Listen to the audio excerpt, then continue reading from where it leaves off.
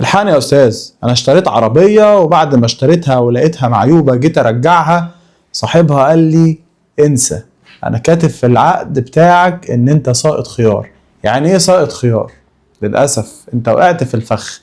بعض العقود الخاصة بالبيع بيبقى فيها بنود، البنود دي بتبقى عبارة عن خيارات، زي خيار الرؤية. لما تشتري مثلا حاجة انت ما شفتهاش، ولما تشوفها وتلاقيها ان هي غير مطابقة للواقع تختار ان انت ما تكملش في البيعة، ده خيار بيضمن لك حقك.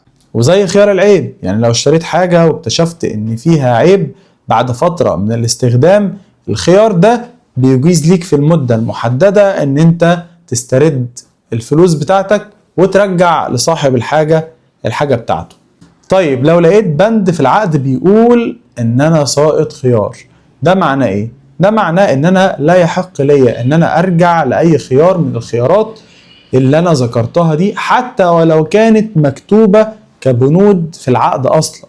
انا اسقطتها وتنازلت عنها بارادتي بمجرد ما وقعت على عقد البيع. لذلك ما تسيبش نفسك فريسة لأي مصطلح قانوني انت مش فاهمه، وقبل ما تمضي اي عقد او تكتبه اتصل عليا علشان اراجعه معاك وراجع بنوده واتأكد ان العقد ده بيضمن ليك حقوقك بشكل كامل.